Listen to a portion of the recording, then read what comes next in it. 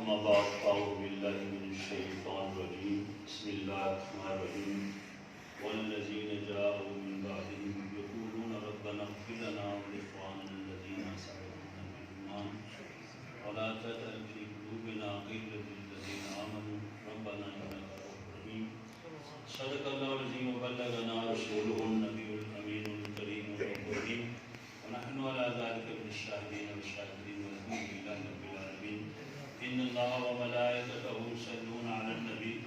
يا أيها الذين آمنوا صلوا عليه وسلموا تسليما والصلاة والسلام عليك يا سيدي يا رسول الله وعلى آلك وصحبه يا حبيب الله الصلاة والسلام عليك يا سيدي يا رسول الله وعلى آلك وصحبه يا رحمة للعالمين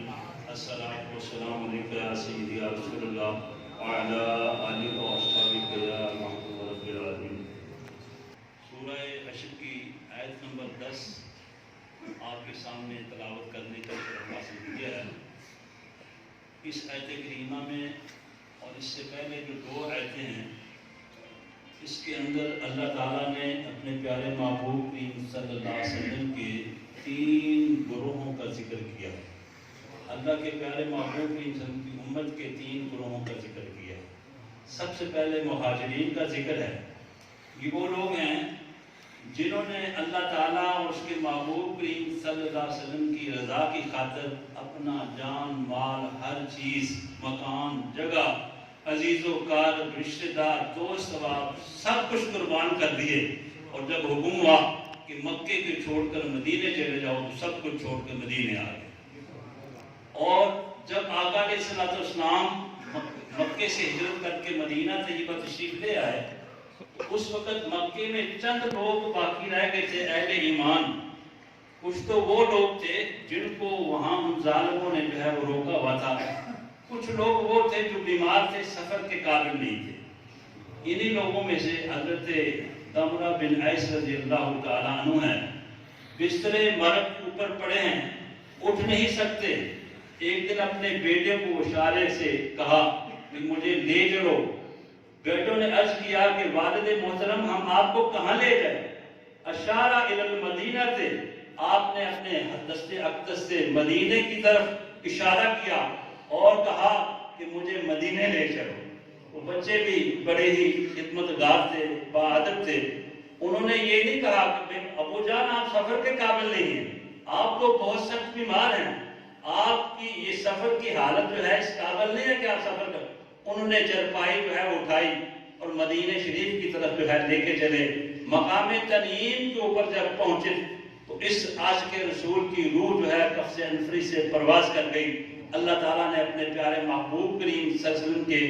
اس غلام کے اس جذبہ محبت کی لاج رکھی، اور حضرت جبرائیل علیہ السلام مدینہ طیبہ کے اندر حضور نبی رحمت صلی اللہ علیہ وسلم کی خدمت میں یہ آیت کریمہ جو ہے وہ لے کر حاضر ہوتے ہیں کہ مَن یخرج من بیتہ مہاجرا الی اللہ ورسولہ ثم یدرک الموت فقد وقع اجرہ علی اللہ، کہ جو اپنے گھر سے اللہ اور اس کے رسول کی خاطر ہجرت کر کے نکلتا ہے۔ اب دیکھیے وہ صحابی رسول تو مدینہ شریف اللہ کے رسول صلی اللہ علیہ وسلم کی طرف ہجرت کر کے جا رہے تھے، لیکن اللہ تعالیٰ فرما رہا ہے کہ جو اللہ اور اس کے رسول کی طرف ہجرت کر کے جاتا ہے، تو اس کا مطلب یہ ہوا کہ آقا علیہ السلام کی طرف ہجرت، آپ کی اطاعت، آپ کی محبت، یہ اللہ تعالیٰ کی طرف ہجرت ہے، یہ اللہ تعالیٰ کی اطاعت ہے، یہ اللہ تعالیٰ کی محبت ہے۔ تو اللہ تعالیٰ نے ارشاد فرما دیا کہ جو آدمی جو ہے وہ اللہ اور اس کے رسول کے لیے ہجرت کر کے اپنے گھر سے نکلا اور پھر راستے میں موت اس کو واقع ہو گئی، تو اللہ تعالیٰ کی ذات اور آپ کی ذمہ کرم جو ہے اس کا اجر ثابت ہو جاتا ہے۔ تو یہ ہے عشق کا انداز جو ہے منرالے ہوتے ہیں، عشق کا مفتی جو ہے اس کا فتوی عظیم ہوتا ہے۔ اب مکہ شریف کے اندر بیت اللہ شریف بھی موجود ہے، حجر اسود بھی موجود ہے، صفا مروہ بھی موجود ہے، مقام ابراہیم بھی موجود ہے، لیکن ان کا دل نہیں لگتا۔ کیوں دل نہیں لگتا؟ کیونکہ مدینے والا یہاں جو ہے موجود نہیں ہے۔ وہ کہتے ہیں کہ کسی طرح اڑ کے جو ہے وہ مدینہ شریف جو ہے وہ چلے جائیں۔ حضرت عثمان غنی رضی اللہ تعالیٰ عنہ کو جب صلح حدیبیہ کے موقع پر نبی پاک صلی اللہ علیہ وسلم نے وہاں بھیجا، صلح کے لیے مذاکرات کے لیے بھیجا، احرام باندھا ہوا تھا، کئی دن سے جو ہے وہ احرام کی پابندیاں برداشت کر رہے ہیں. آپ کو پتہ ہے عرب کا موسم بھی سخت ہوتا ہے, گرمی بھی ہوتی ہے, کئی مسائل ہوتے ہیں. تو قریش مکہ نے کہا, مشرکین مکہ نے کہا, عثمان آؤ, تمہیں اجازت ہے, اپنا احرام جو ہے طواف کرو, سعی کرو, اپنا احرام جو ہے وہ کھولو. تو حضرت عثمان غنی رضی اللہ تعالیٰ عنہ نے کیا جواب دیا؟ آپ نے فرمایا ما کان لعثمان ان یطوف بالبیت ورسول اللہ صلی اللہ علیہ وسلم لم یطوف, کہ عثمان کی کیا مجال ہے کہ وہ اللہ کے گھر کی جو ہے وہ کہ طواف کرے, حالانکہ میرے آقا مولا صلی اللہ علیہ وسلم نے ابھی طواف نہیں کیا. آج 14 صدی کا کوئی ہمارا جیسا مولوی ہوتا تو وہ کہتا ہے یار عثمان دیکھو کیسا موقع بنا ہوا ہے, اتنے دن کا احرام باندھا ہوا ہے, گرمی ہے, پابندی ہیں, چھوڑو سب باتوں کو, آؤ احرام کھول دو, طواف کرو. نہیں, اللہ کے محبوب کریم صلی اللہ علیہ وسلم کے عاشق صادق نے کہا کہ نہیں, میں طواف جو ہے وہ نہیں کروں گا. ادھر حضور نبی رحمت صلی اللہ علیہ وسلم کے صحابہ کرام جو ہے وہ نبی پاک صلی اللہ علیہ وسلم کی بارگاہ میں عرض کرتے ہیں کہ حضور عثمان کتنا خوش نصیب ہے, اس نے تو جا کے طواف کر لیا ہوگا اور وہاں بیت اللہ شریف کا طواف کر کے صفا مروا کے سعی کر کے انہوں نے حلق کرا کے اپنا احرام کھول دیا ہوگا. تو اللہ کے محبوب کریم صلی اللہ علیہ وسلم نے ارشاد فرمایا کہ اے میرے صحابہ, میرا عثمان جو ہے جب تک میں نہیں طواف کروں گا طواف نہیں کرے گا. تو یہ ہے وہ مہاجرین اللہ تعالیٰ کی رضا کی خاطر, اس کے محبوب کریم صلی اللہ علیہ وسلم کی خاطر سب کچھ چھوڑ کر جو ہے مکے سے مدینے آ گئے. امام بزاوی رحمۃ اللہ تعالیٰ نے اس آیت کے تیر القتل الفتنہ تو شد من القتل,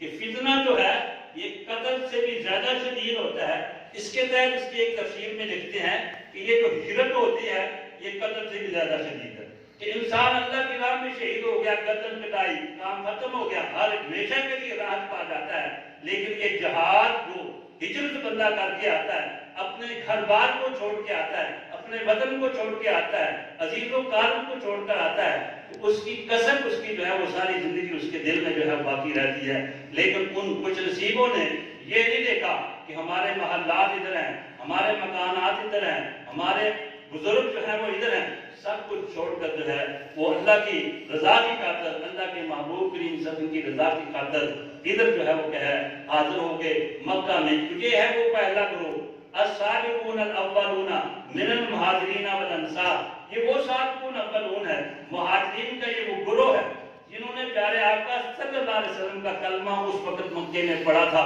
جس وقت یہ کلمہ پڑھنا آسان نہیں تھا, اور پھر یہ کلمہ پڑھ کر اس کلمے کی وہ قیمت جو ہے وہ چکائی ہے کہ آج بھی جب حضرت بلال حبشی رضی اللہ تعالیٰ عنہ, حضرت خباب رضی اللہ تعالیٰ عنہ اور دوسرے صحابہ کرام رضوان اجمعین کے جب ہم احوال پڑھتے ہیں کہ انہوں نے اس کلمہ پڑھ کر اس کلمے کی کیا قیمت جو ہے وہ چکائی. ہمیں تو یہ کلمہ مفت میں مل گیا, اس لیے ہمیں اس کلمے کی قدر جو ہے وہ نہیں ہے. پوچھے حضرت عمار ابن یاسر رضی اللہ تعالیٰ عنہ سے, وہ فرماتے ہیں کہ مکے کی چلچلاتی ہوئی دھوپ اور مکے کے اندر اتنی گرمی ہے, جن لوگوں کو وہاں حج یا عمرے کی سعادت حاصل ہوئی ہے انہیں معلوم ہے کہ صبح 2:30 بجے گرمیوں کے اندر جب ہم تہجد کے وقت جاتے ہیں نکل کر اللہ کے گھر کی طرف, اس وقت بھی 2:30 بجے بھی لو چل رہی ہوتی ہے, اس وقت بھی دل چاہتا ہے کہ رومال کے اتنے گرمی اتنی گرم ہوا جو ہے وہ چل رہی ہوتی ہے. تو آپ اندازہ لگائیں کہ دوپہر کے وقت اس ریتلی زمین کے اوپر, پتھریلی اور ریتلی زمین کے اوپر جب وہ تانبے کی طرح تپ جاتی تھی تو اسی کے اوپر ہی حضرت عمار ابن یاسر رضی اللہ تعالیٰ کو لٹا دیا جاتا. تو یہی ایک انسانی جان کے لیے یہی کافی تھا, اتنا ہی برداشت کرنا مشکل ہے. لیکن ان ظالموں نے اس آگ کی اس زمین کے اوپر, تپتی ہوئی زمین کے اوپر لکڑیاں جلائیں, کولے جلائے. جب وہ کولے دہک گئے,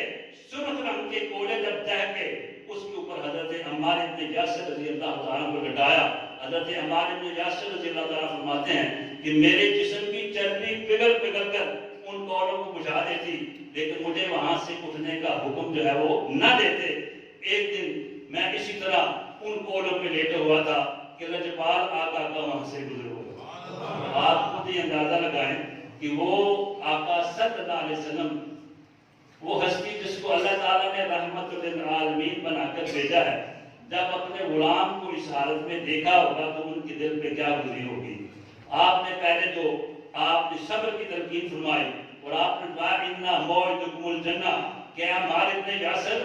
آج تم اس گرمی کے موسم کے اندر تپتے ہوئے کوڑوں کے اوپر پڑے ہو، انشاءاللہ جنت کی ٹھنڈی بہاروں میں بھی ملاقاتیں ہوگی۔ پھر میرے آقا مولا صلی اللہ علیہ وسلم کو اللہ تعالیٰ نے مالک و مختار بنا دیا ہے، جس چیز کو جو حکم دے ویسا ہی ہو جاتا ہے۔ آپ نے آپ کو حکم دے دیا، یا نارو کونی بردم و سلام علی عمار کما کنت علی سیدنا ابراہیم، کہ اے آگ میرے عمار کے اوپر اسی طرح گلو گلزار بن جا جس طرح تو کبھی حضرت ابراہیم علیہ السلام کے اوپر گلو گلزار بنی تھی۔ حضرت عمار ابن یاسر فرماتے ہیں کہ اب آگ کی کیا مجال تھی کہ مجھے جلاتی، وہ آپ کو آقا علیہ السلام نے آپ کو حکم دے دیا تھا، اس لیے اب مجھے ایسے لگتا تھا کہ میں کوڑوں پہ نہیں لیٹا، میں گلاب کے پھولوں پہ لیٹا ہوں۔ یہ ہے پہلا گروہ مہاجرین کا، جو ہے یہ پہلا گروہ ہے حضور نبی رحمت صلی اللہ علیہ وسلم کی امت کا، جس کو اللہ تعالیٰ نے یہ شرف جو ہے بخشا۔ نعرہ تکبیر، اللہ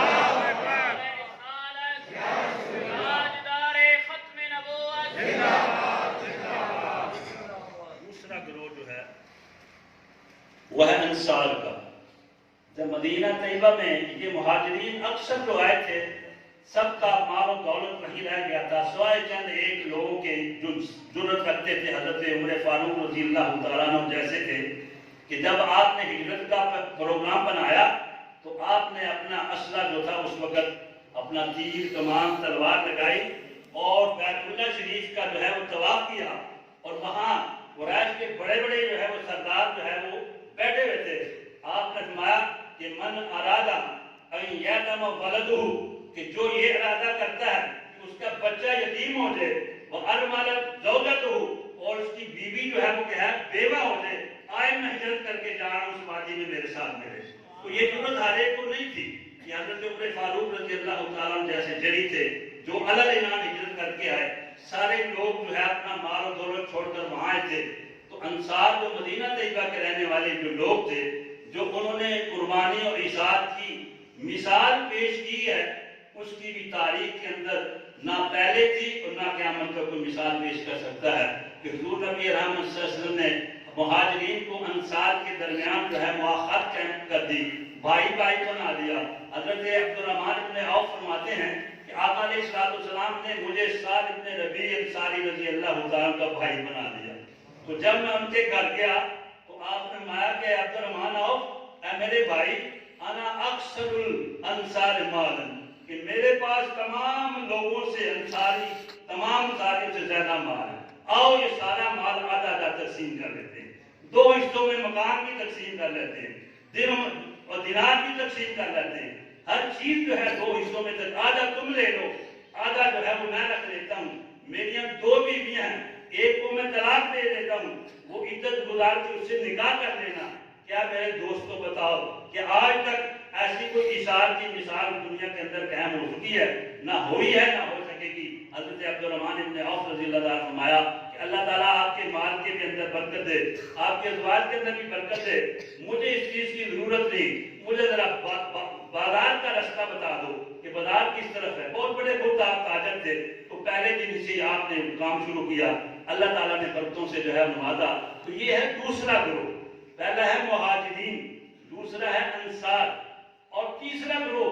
قیامت تک کے آنے والے حضور نبی پاک صلی اللہ علیہ وسلم کو غلاموں کا جو ہے وہ گروہ ہے۔ ان کی علامت کیا بتائی ہے؟ ان کے بارے میں بتایا الذین جاءوا من بعدہم، کہ صحابہ کرام جو مہاجرین تھے اور جو انصار تھے، اس کے بعد جو قیامت تک کے آنے والے پیارے آقا صلی اللہ علیہ وسلم کے غلام ہیں، ان کی علامت اور پہچان کیا ہے؟ والذین جاءوا من بعدہم یقولون ربنا اغفر لنا ولاخواننا الذین سبقونا بالایمان، کہ وہ یہ دعائیں کرتے ہیں کہ یا اللہ ہمیں بھی بخش دے، اور ایمان کے ساتھ اس دنیا میں جتنے بھی ہمارے مسلمان بھائی جو ہے اس دنیا سے گزر گئے ہیں ان کو بھی جو ہے وہ بخش دے۔ تو یہ اہل ایمان کی جو ہے مسلمانوں کا تیسرے گروہ کی نشانی کی ہے، چوتھا گروہ کوئی نہیں ہے۔ تو یہ آپ سمجھ لیں بے مسئلہ حضرت زین العابدین علی ابن حسین رضی اللہ تعالیٰ عنہ سادات تشریف فرما ہے، لجپال تشریف فرما ہے، تو آپ کے پاس ایک شخص آیا اور وہ آپ کے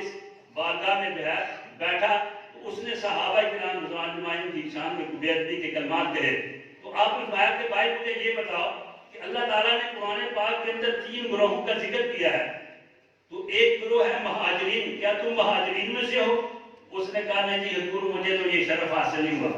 آپ نے فرمایا جب تم مہاجر نہیں ہو تو پھر انصار میں سے ہو گئے؟ اس نے کہا نہیں حضور میں انصار میں سے بھی نہیں ہوں. تو آپ نے فرمایا پیچھے ایک ہی گروہ رہ جاتا ہے پھر تم اس میں سے ہو؟ جی الحمدللہ میں اس گروہ میں سے ہوں. آپ نے کہا کہ بھائی تو اس گروہ میں سے نہیں ہے، کیونکہ اس گروہ کی تو نشانی یہ بتائی ہے کہ وہ اپنے جانے والوں کے لیے دعائیں مغفرت کرتے ہیں اور تو بکواس کر رہا ہے. تو اس لیے پتہ چلا کہ یہ اہل سنت والجماعت کا یہ جو طریقہ ہے، یہ طریقہ کو انہوں نے اپنے پاس سے نہیں کر لیا کہ ہم نے جو ہے کبھی جب کوئی فوتگی ہو جاتی ہے، عزیز و اقارب دوست احباب ہمارے فوت اور اس دنیا سے رخصت ہو جاتے ہیں تو اصالہ ثواب کی محفل کو منعقد کرتے ہیں. کبھی جو ہے وہ قرآن شریف کا ختم ہو جاتا ہے، کبھی ساتھے کا ختم ہوتا ہے، کبھی 40ویں کا ختم ہوتا ہے. تو یہ ساری چیزیں قرآن و سنت کے اندر اس کی اثر جو ہے وہ موجود ہے. اور ہمارے علماء نے حضرت امام طحاوی رحمۃ اللہ تعالیٰ کا عقیدہ طحاویہ سے لے کر اور جو سب سے کتاب جو ہمارے درس نظامی میں پڑھائی جاتی ہے شرح عقائد نسبیہ تک، اس کے اندر ہر ایک کے اندر یہ عبارت موجود ہے کہ فی دعاء الاحیاء للاموات وصدقاتہم، کہ زندہ لوگ جو ہیں پیچھے رہنے والے، جب کوئی انسان دنیا سے فوت ہو جاتا ہے تو وہ ان کو دعا کرتا ہے، ان کے لیے صدقہ خیرات کرتا ہے. تو یہ دعائیں بھی ان کو نفع دیتی ہیں جانے والوں کو، یہ صدقہ خیرات بھی ان کو نفع دیتا ہے. اور امام طحاوی رحمۃ اللہ تعالیٰ نے لکھا کہ یہ جو اصالہ ثواب کا عقیدہ ہے یہ اہل سنت کا متفق جو ہے وہ عقیدہ ہے، سوائے ایک بدعتی جو ہے وہ جماعت ہے معتزلہ کی جنہوں نے اس کا انکار کیا ہے. دیکھیں ظلم، دیکھیں کہ اس دور کے اندر جو بدعتی تھا وہ کون تھا؟ جو اصالہ ثواب کا انکار کرتا تھا. اور آج زمانہ پلٹ گیا ہے، آج اصالہ ثواب کرنے والے بدعتی ہیں اور دوسرا گروپ کہتا ہے کہ ہم جو ہے وہ صحیح ہیں. تو اللہ کے پیارے محبوب کریم صلی اللہ علیہ وسلم نے ہمیں یہ بتا دیا تھا، قیامت کی نشانیوں میں سے یہ نشانی بتا دی تھی کہ یجعلون المعروف منکرا والمنکر معروفا، کہ قیامت کی نشانیوں میں سے ایک نشانی یہ بھی ہوگی کہ نیکی کو برائی بنا دیں گے، برائی کو نیکی بنا دیں گے. تو اب یہ نیکی جو ہے برائی بنا دے گی. کہتے جی بدعتی گروہ وہ ہے جو اصالہ ثواب کا منکر کرتا ہے. یہی ہمارے ائمہ مفسرین نے جو ہے وہ لکھا ہے. تو میں عرض کر رہا تھا کہ یہ عقیدہ کو ہم نے آپ خود سے نہیں کرا، اللہ کے پیارے محبوب کریم صلی اللہ علیہ وسلم کی حدیث پاک کے اندر جو ہے موجود ہے. حضرت ابو سعید ساعدی رضی اللہ تعالیٰ فرماتے ہیں کہ کنا جلوس عند رسول اللہ صلی اللہ علیہ وسلم اذ جاء رجل من بنی سلمہ، کہ ہم آقا علیہ السلام کی خدمت میں حاضر تھے کہ ایک آدمی بنی سلمہ قبیلہ کا آتا ہے، عرض کرتا ہے کہ یا رسول اللہ هل باقی من بر ابویہ شیئا وبرهما به بعد موتهما، کہ حضور میرے والدین کی دنیا سے انتقال ہو گئے ہیں، کوئی ایسی نیکی ہے کہ ان کے جانے کے بعد والدین کے قبروں میں جانے کے بعد میں ان کے ساتھ نیکی کر سکتا ہوں؟ تو آپ نے ارشاد فرمایا نعم، ہاں میرے صحابی، بہت ساری ایسی نیکیاں ہیں کہ جو انسان اپنے والدین کے ساتھ ان کے جانے کے بعد بھی، قبروں میں جانے کے بعد بھی کر سکتا ہے. سب سے پہلی بڑی نیکی یہ ہے کہ الصلاۃ علیہما، کہ جب والدین یا ان میں سے کوئی ایک فوت ہو جائے تو ان کی نماز جنازہ کا اہتمام جو ہے وہ کرنا، یہ سب سے بڑی جو ہے تجہیز و تکفین کا. اور نماز جنازہ پھر یہ ہے کہ نماز جنازہ کر کے پھر بھول نہیں جانا. پھر الاستغفار لہما، کہ ان کے لیے دعائیں مغفرت کرتے رہنا. یہی طریقے ہیں دعائیں مغفرت کے کہ کبھی 40ویں کا ختم ہوتا ہے، کبھی 7ویں کا ختم ہوتا ہے. پھر آپ نے ارشاد فرمایا کہ ایک اور بات بھی ہے کہ انفاذ وعدہما من بعدہما، کہ اگر دنیا میں جانے والا کسی سے وعدہ کر گیا ہے لین دین کا، تو اب جو نیک اولاد ہے اس کے اوپر یہ لازم ہے کہ وہ وعدے جو ہے وہ پورے کرے. صلۃ الرحمۃ الذی لا توصل الا بها، کہ جو رشتہ داری ہے پیچھے رہ گئے، والد گیا ہے، اس کے بھائی جو ہیں آپ کے چچے ہیں، آپ کے تائے ہیں، ماں گئی ہے تو اس کی بہنیں جو ہیں ان کے ساتھ رشتہ داریوں کو اسی طرح جو ہے وہ قائم رکھنا. یہ بھی ایک ایسی نیکی ہے کہ وہ آپ جس نیکی کو کریں گے تو تمہارے والدین کی روح جو ہے وہ خوش ہوگی. اور آخر میں فرمایا وَإِكْرَامُ شَرِيكِهِمَا، کہ ان کے بزرگوں کے جانے والوں کے دوستوں کی عزت کرنا جو ہے یہ بھی ایک ایسی نیکی ہے کہ جانے والا تو چلا جاتا ہے لیکن اس کے دوست کے ساتھ محبت کے ساتھ پیش کر آؤ گے، اس کے ساتھ اچھا تعلق رکھو گے تو جانے والے کی روح جو ہے وہ خوش ہوگی۔ حضرت عبداللہ ابن عمر رضی اللہ تعالیٰ عنہ ایک دن سفر کے اوپر جا رہے ہیں، صحرائی سفر ہے، راستے میں ایک عام سا بدو آدمی جو ہے وہ ملا، آپ اپنی سواری سے اتر گئے، اس کو بڑے ادب سے سلام کیا، سلام کرنے کے بعد حال چال پوچھا، پھر اپنا امامہ شریف اتار کر جو ہے اس کے سر کے اوپر جو ہے وہ رکھ دیا۔ تو خادم نے پوچھا کہ حضور یہ آپ کیا کر رہے ہیں؟ آپ صحابی رسول ہیں، آپ کا لیے اس کو اپنی سواری کے اوپر ہی سلام کرتے ہیں، اس کے لیے بہت بڑی سعادت تھی، آپ نیچے اترے ہیں، بڑے ادب و احترام سے انہیں ملے ہیں اور اپنا امامہ شریف جو ہے اٹھا کے رکھ دیا ہے، اس کے سر پہ رکھ دیا ہے۔ آپ فرمایا مجھے پتہ نہیں ہے یہ شخص میرے والد عمر بن خطاب رضی اللہ تعالیٰ کا دوست ہے، اور اللہ کے محبوب کریم صلی اللہ علیہ وسلم نے ارشاد فرمایا کہ جو شخص اپنے والد کے ساتھ قبر میں نیکی کرنا چاہتا ہے وہ اس کے دوستوں کی عزت کرے۔ تو یہ رشتہ داریاں، یہ تعلق، یہ ان کے والدین بزرگوں کے جو ہے ان کو باقی رکھنا، بحال رکھنا، یہ بھی ایک بہت بڑی جو ہے وہ نیکی ہے۔ حضرت ابو ہریرہ رضی اللہ تعالیٰ راوی ہیں، ابن ماجہ کی حدیث ہے، آپ نے قال رسول اللہ صلی اللہ علیہ وسلم ان مما یحب المؤمن من عملہ وحسناتہ بعد موتہ، کہ کچھ نیکیاں ایسی ہیں، کچھ اعمال ایسے ہیں، بندہ مومن تو قبر میں چلا جاتا ہے لیکن اس کا ثواب اس کو جو ہے وہ ملتا رہتا ہے۔ سب سے پہلے آپ نے فرمایا علم علمہ ونشر، کہ جانے والا جو ہے کسی کو علم سکھا گیا، علم کی نشر و اشاعت کر گیا، دین کا علم سکھا دیا، اس نے کسی کو قرآن پڑھا دیا، فقہ پڑھا دی، حدیث پڑھا دی، تو اللہ تعالیٰ کروڑوں رحمتیں نازل فرمائے قبلہ حافظ صاحب کے والد واحد کے اوپر، جنہوں نے اپنی ساری زندگی کسی کام میں جو ہے وہ صرف کیا ہے اور سینکڑوں لوگوں کو جو ہے قرآن پاک کی تعلیم سے جو ہے وہ راستہ کیا ہے۔ تو یہ ایک ایسی نیکی ہے، مرنے والا تو چلا گیا لیکن قبر میں اس کا ثواب، جب تک یہ بچے آگے پڑھتے رہیں گے، آگے پڑھاتے رہیں گے، قیامت تک یہ سلسلہ چلتا رہے گا، ان کی قبر اسی طرح روشن جو ہے وہ نمبر ہوگی۔ پھر فرمایا کہ مصحفاً ورثہ، کہ جانے والا قرآن پاک جو ہے وہ کسی مسجد میں، مدرسے میں رکھ گیا، تو جب تک یہ قرآن پڑھتا رہے گا، پڑھتے رہیں گے، اس وقت اس کے انعامہ اعمال میں اس کا ثواب جو ہے وہ لکھا جائے گا۔ اور والدن صالح ترکہ، یا پیچھے نیک بچہ چھوڑ گیا، اور مسلم شریف کی حدیث پاک میں ہے کہ والدن صالح یدعو لہ، کہ پیچھے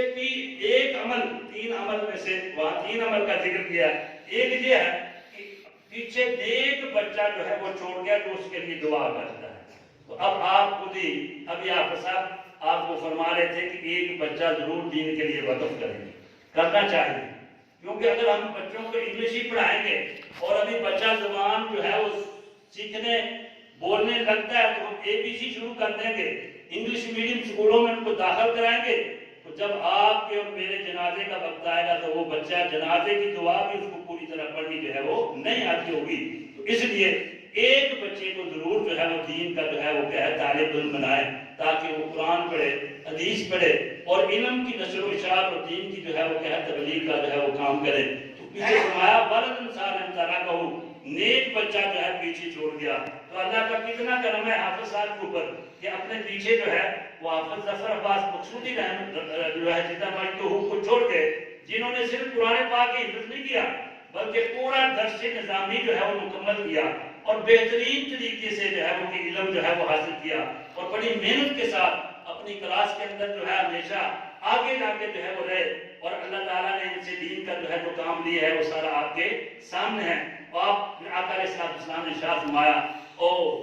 مسجد بنا ہو، جانے والا مسجد بنا گیا یا کسی مسجد میں جو ہے وہ ایک اینٹ لگا گیا، اس کا بھی ثواب اس کو جو ہے ملتا رہے گا۔ اور بیتن ابن سبیل بنا ہو، یا پھر مسافروں کے لیے کوئی مسافر خانہ بنا دیا، یہ بھی ایک نیکی کا صدقہ جاریہ ہے۔ اور یہ تو اس وقت وہ نہر اجرا ہو، یا کوئی نہر جاری کر دیا، ہینڈ پمپ لگا دیا، کوئی فلٹر پلانٹ لگا دیا، تو جب تک لوگ پانی پیتے رہیں گے، دعائیں دیتے رہیں گے، اس کے لیے او صدقتاً اخرجہ فی من مالہ فی حیاتہ وصحتہ، یا اپنی ہی زندگی کے اندر، اپنی صحت کی حالت کے اندر کوئی کسی کو جو ہے وہ صدقہ دے گیا، تو یہ بھی ایسی چیز ہے کہ اس کے بعد اس کو جو ہے ثواب جو ہے وہ ملتا رہے گا۔ تو اللہ کے پیارے محبوب کریم صلی اللہ علیہ وسلم کی احادیث طیبہ کے اندر جب ہم غور کرتے ہیں تو پتہ چلتا ہے کہ یہ جو ایصال ثواب کی محافل ہوتی ہیں یہ کوئی ہم نے خود اپنے پاس سے اس کو نہیں گڑا، یہ عقیدہ ہے ہمارے اہل سنت والجماعت کا۔ عقائد کی کتابوں میں یہ چیز جو ہے وہ نہایت موجود ہے کہ جانے والا جب اس دنیا سے رخصت ہو جاتا ہے تو اس کو جو دعا کی جاتی ہے، ایصال ثواب کیا جاتا ہے، صدقہ خیرات کیا جاتا ہے، تو اس کا ثواب اس کو جو ہے وہ ملتا ہے۔ اس آیت کریمہ کا پہلا حصہ تو اللہ تعالیٰ کے محبوب کریم، اللہ تعالیٰ نے ان لوگوں کے ساتھ ایک انسان کا جو اپنے جانے والوں کے ساتھ تعلق ہے اس کے اندر ذکر کیا، اور اس آیت کے دوسرے حصے، آخری حصے کے اندر انسان کا جو اس کے مسلمان بھائی ہیں اس کے تعلق کی طرف جو ہے اشارہ کیا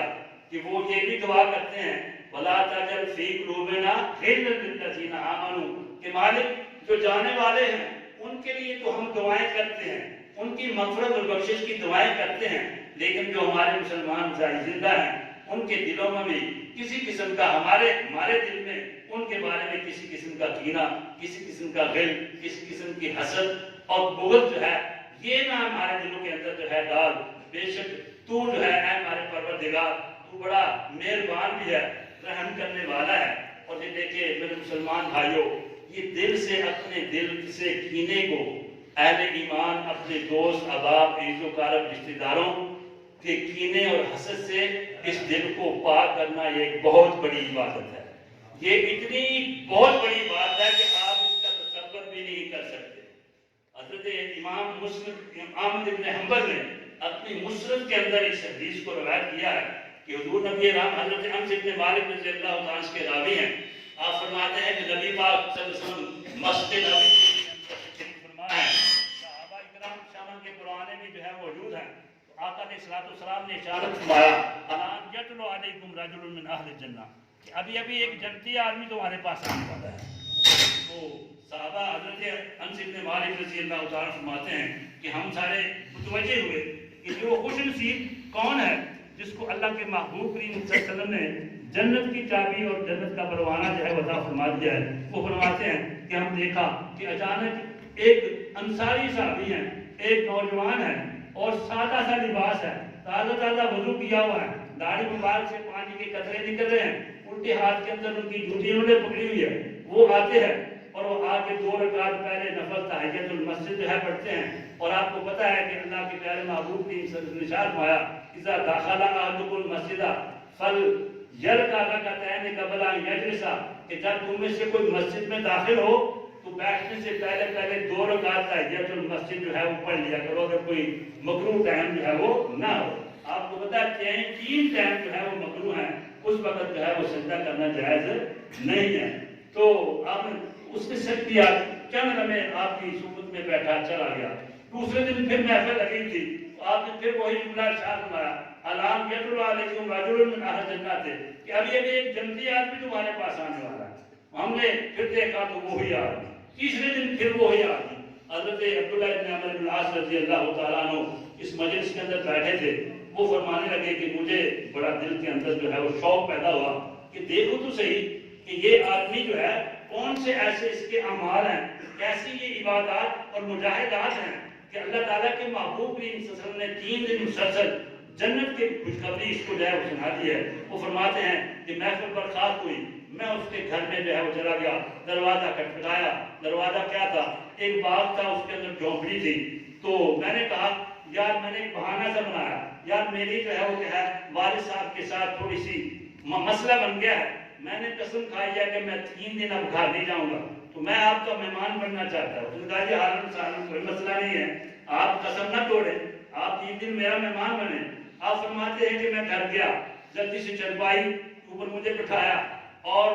جو ہے پانی ٹھنڈا پیش کیا، بکری کا دودھ نکالا وہ پیش کیا، کھجور کے اوپر چڑھ کے تازی کھجوریں میرے سامنے جو ہے پیش کی، یعنی جو خدمت کا غریب آدمی تھے جو خدمت کر سکتے تھے وہ کی، لیکن مجھے اس کھانے پینے سے کوئی جو ہے دلچسپی نہیں تھی۔ میں تو یہ دیکھنا چاہتا تھا کہ یہ بندہ کرتا کیا ہے۔ فرماتے ہیں کہ عشاء کی نماز پڑھ کر ہم دونوں آگے بستر کے اوپر جو ہے وہ لیٹ گئے، وہ بھی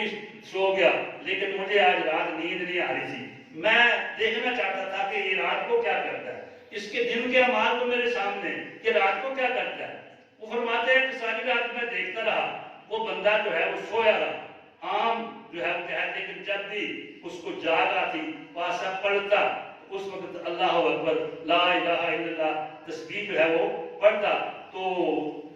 دن چڑھ گیا، حتیٰ کہ تہجد کی نماز بھی ادا نہیں کی۔ حالانکہ صحابہ کرام رضوان اللہ کا معمول تھا کہ تہجد پابندی سے پڑھتے، تہجد کی صبح ہوتے، فجر کی نماز پڑھ کے مزدور آدمی تھا اپنے مزدوری کے لیے کھیتوں میں جو ہے وہ چلا گیا۔ اسی طرح شام کو آیا، دوسری رات بھی گزر گئی، تیسری رات بھی گزر گئی، 3 راتیں جب گزر گئی تو میں نے حضرت عبداللہ ابن عمر رضی اللہ تعالیٰ فرماتے ہیں کہ میں نے ذہن میں یہ خیال آیا کہ یہ تو کچھ بھی نہیں ہے، بندے میں تو کوئی عمل میں یہ نظر ہی نہیں آیا۔ میں جانے لگا،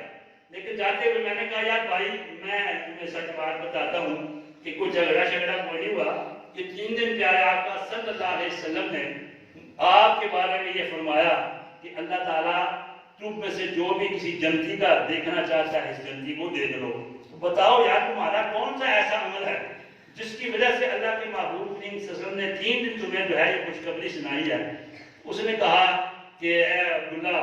میں ایک غریب مزدور آدمی ہوں، میرے پاس کوئی اتنا ٹائم نہیں ہوتا کہ میں نوافل پڑھ سکوں، میں تو بڑی مشکل سے فرض سنتے پڑھتا ہوں اور تھکا ہوتا ہوں اور تمہارے سامنے جو ہے وہ لیٹ جاتا ہوں اور پھر مجھے ہوش ہی نہیں آتی، تہجد کا ٹائم بھی نہیں ملتا۔ لیکن وہ فرماتے ہیں کہ جب میں واپس جا رہا تھا تو مجھے اس نے آواز ہے کہ بھائی عبداللہ بات سننا۔ میں نے کہا کیا بات ہے؟ اس نے کہا یار اور تو کوئی عمل نہیں ہے لیکن یہ بات ضرور ہے کہ جب میں اپنے شام کو بستر کے اوپر لیٹتا ہوں تو میں اپنے دل کا جائزہ لیتا ہوں کہ میرے دل کے اندر کسی میں سے مسلمان بھائی کے لیے کینہ تو نہیں ہے، حسد تو نہیں ہے، بغض تو نہیں ہے، تو میں یہ کینہ یہ جائزہ لیتا ہوں، اپنا محاسبہ کرتا ہوں تو میں پاتا ہوں کہ میرا دل جو ہے تمام مسلمان بھائیوں سے متعلق جو ہے کینے سے، حسد سے اور بغض سے جو ہے پاک ہے۔ تو حضرت عبداللہ رضی اللہ تعالیٰ نے فرمایا آج التی بالغت بکا کہ یہی وہ خصلت ہے، یہی تیرا وہ نیک عمل ہے جس نے تجھے اس مقام کے اوپر جو ہے پہنچایا ہے، اور ہر بندہ اس کی طاقت جو ہے وہ نہیں رکھتا۔ اس لیے جہاں ہم نے اپنے جانے والوں کو یاد رکھنا ہے، ان کے لیے دعائے مغفرت کرتے رہنا ہے، وہاں ہم نے آج یہ بھی عہد کرنا ہے کہ اپنے مسلمان بھائی دوست احباب بھائیوں کے ساتھ رشتہ داروں کے ساتھ اگر کسی کے ساتھ انبن انسان ہے، غلطی خطا ہو جاتی ہے، اونچ نیچ ہو جاتی ہے، لیکن اس کو مسئلہ انام کا جو ہے وہ نہیں بنانا چاہیے۔ اگر کسی کے ساتھ ہو گئی ہے تو صلح کریں، معافی مانگے، اس سے جو ہے معذرت کریں کہ بھائی اس سے جو ہے غلطی ہو گئی ہے۔ تو یہی دین ہے جس کا پیغام جو ہے اللہ کے پیارے محبوب کریم صلی اللہ علیہ وسلم ہمیں لے کے آئے اور یہاں تک ہمیں جو ہے پہنچایا۔ اور آگے علماء کی ڈیوٹی ہے۔ قبلہ شاہ صاحب میرے بڑے ہی محسن، میرے بڑے پیارے دوست ہیں، ہم تو ان کی گفتگو سننا چاہتے تھے لیکن علامہ صاحب نے مجھے بٹھا دیا۔ اللہ تعالیٰ آپ کا اقبال بلند کرے۔ وآخر دعوانا الحمدللہ۔